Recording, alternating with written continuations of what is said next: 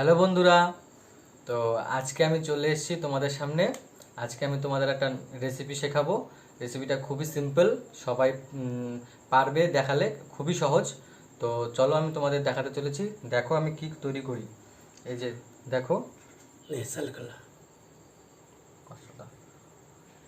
এই যে দেখো আমি এখানে আটা নিয়ে নিয়েছি। তো এই আটাটা এখন আমি চেলে নেব। এই যে আমি আটাটা এখন চালনি দিয়ে চেলে নেব। তুমি অল্প অল্প করে চেলে নেব।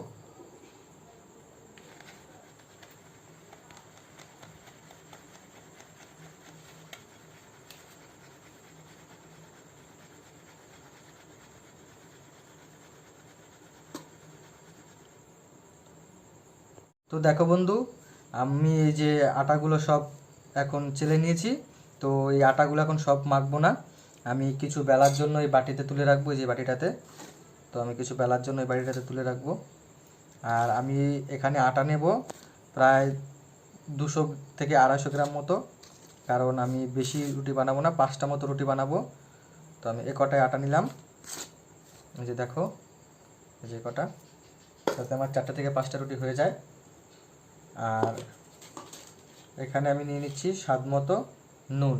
এই যে তোমরা স্বাদ মতো নুন নিয়ে নেবে। এই যে আমি স্বাদ মতো নুন নিয়ে নিলাম, বেশি নেব না, হাফ হাফ চামচ মতো নিলাম। আর এটাকে আমি এখন ভালো করে মিশিয়ে দিলাম।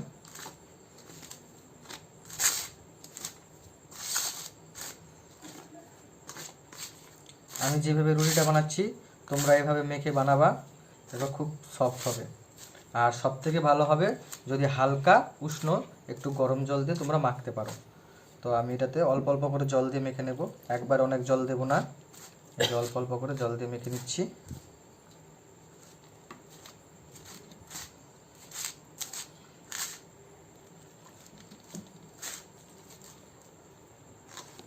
তো এই যে দেখুন বন্ধুরা, এই যে আমি এভাবে মেখে নিয়েছি। এখন এটাকে আমি একটু ভালো করে মেখে নেব, যাতে একদম সুন্দর সফট হয়ে যায় মাখাটা। তো আমি এটাকে ভালো করে অনেকক্ষণ মেখেছি। তো আমি আপনাদের দেখাচ্ছি, এই যে আপনাদের দেখাচ্ছি এটা কত কাছ থেকে। যে দেখুন আমি যে কেমন নরম করে বা কীরকম করে আমি বেলেছি। এই যে বেশি নরমও না শক্ত না, কারণ এটাকে আমি এই যে মেখেছি। এখন মেখে এটাকে এখন ডোগুলো কাটবো, মানে লেচিগুলো কেটে নেব। লেচিগুলো কেটে এটাকে আমি 10 মিনিটের জন্য রেখে দেবো। তাহলে 10 মিনিটের জন্য রেখে দিলে এটা একটু রেস্ট পাবে আর রুটিটা খুব স্মুদি হবে। তো আমি ততক্ষণে ডোটা কেটে নিই। এই যে দেখুন বন্ধুরা, আমি বলেছিলাম 4 থেকে 5টা রুটি বানাবো, তো এখানে একটু বেশি হয়ে গেছে। তো আপনারাও যেরকম খাবেন সেরকম আইডিয়া অনুযায়ী করবেন। এই দেখুন বন্ধুরা, আমি লেচিগুলো ঠিক এরকম সাইজের করছি।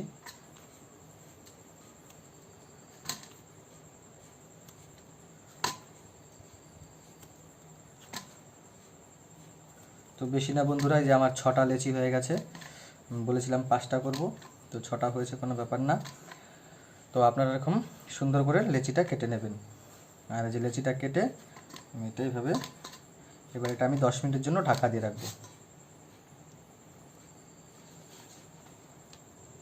তো এই যে দেখুন বন্ধুরা, আমি যেটা এখন 10 মিনিটের জন্য ঢেকে দিয়ে রাখলাম। 10 মিনিট পরে আপনাদের সাথে আবার দেখা হচ্ছে। তো দেখুন বন্ধুরা, আমি এই যে ডোগুলো কেটে নিয়েছি। আর এই যে ডোগুলো আমি এখন এই যে গুল পাকাচ্ছি। এই যে দেখুন হাতে, এই যে এইভাবে আমি করে নিচ্ছি, করে এই যে এইভাবে সবগুলো আমি এইভাবে হাতে করে নিয়েছি। এই যে হাতে আমি এইগুলো সব করে নিয়েছি। তো দেখুন আমার মতো সবগুলো এইভাবে করে নেবেন। আর এখানে আমি কিছু শুকনো আটা নিয়েছি। এই শুকনো আটাগুলো আমি এর মধ্যে মাখিয়ে নেব, এইভাবে ভালো করে মাখিয়ে তারপরে আমি এখানে ভালো করে শুকনো আটা দিয়ে বেলে নেব। তো দেখুন আমি কীভাবে বেলছি, এইভাবে বেলে নেবেন।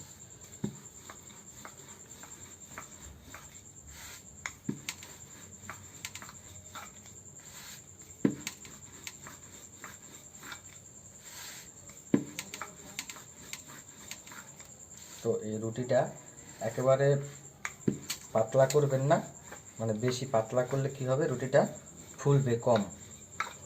আর এখানে আমি তাওয়া বসিয়ে দিয়েছি।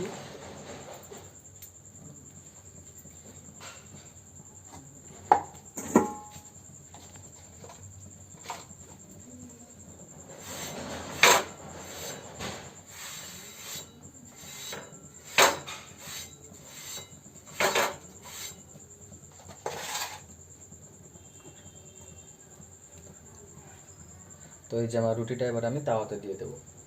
আমার তাওয়া গরম হয়ে গেছে, এই যে আমি দিয়ে দিলাম।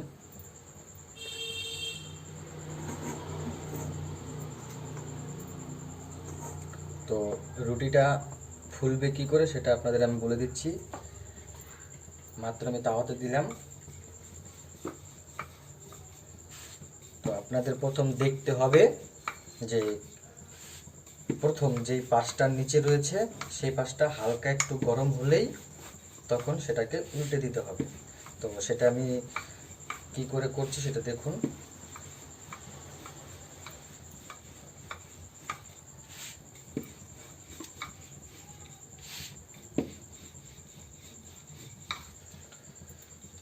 তো যে দেখুন হালকা হালকা একটু ফুলে গেছে, তো আমি এটাকে উল্টে দেবো।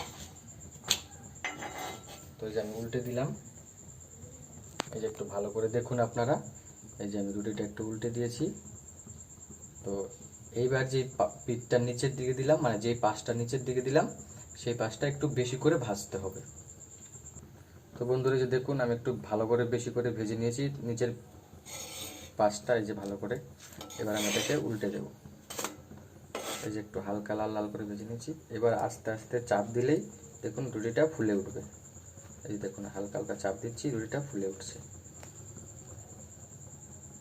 এটা পুরো আপনাদের সরাসরি দেখাচ্ছি। এই যে দেখুন রুটিটা দেখুন কি সুন্দর ফুলে উঠেছে। এইভাবে সবগুলো রুটি আমি বানিয়ে নেব। তো আপনারা দেখুন আমি পরের রুটিগুলো কি করে বানাই।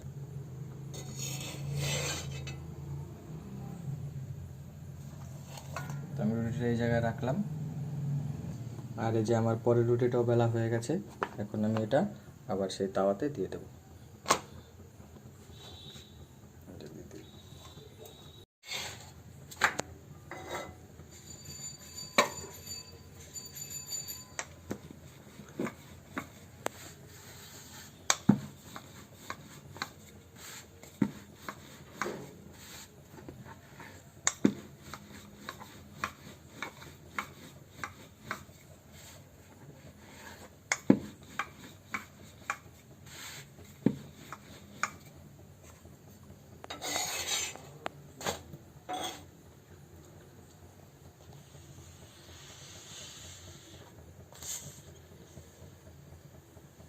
তো এই রুটিটা মাঝখান দিয়ে এই যে দেখুন এখান দিয়ে ফুটো হয়ে গেছে, এর জন্য একটু কম ফুলছে।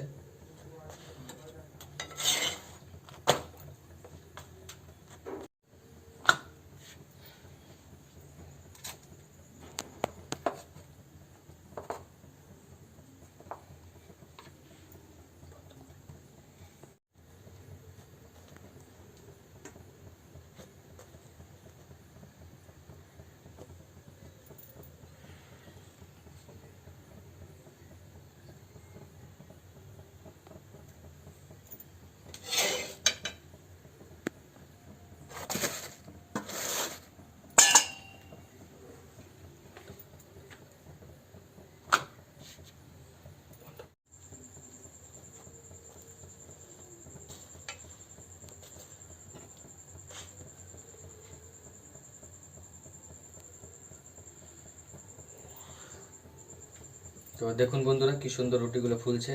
তো আপনারা আমার মতো দেখে ভালো করে শিখে ফেলতে পারবেন কি করে সুন্দর নরম নরম ফুলকো ফুলকো রুটি বানাতে হয়।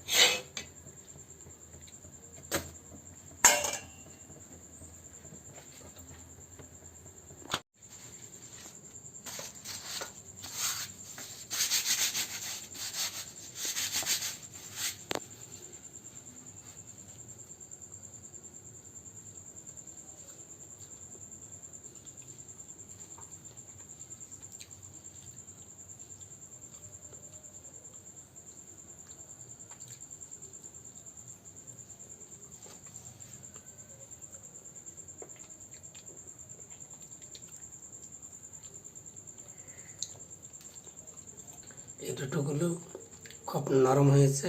আপনারা আলু তরকারি হোক, নিরামিষ হোক, ডাল হোক, মাংস হোক, এগুলো দিয়ে খেতে পারবেন। আর রুটিগুলো খেতে খুব নরম, খেতে খুব ভালো। আপনারা যে কোনো তরকারি দিয়ে শুধু খেতে পারবেন। খাচ্ছি খুব নরম, আমি শুধুই খাচ্ছি। এখন আমি তরকারি দিয়েও খাবো, তাই আপনাদের দেখানোর জন্য, এর জন্য আমি শুধু খাচ্ছি। আর খুব নরম, এর জন্য একটা রুটি শুধু শুধু খাচ্ছি।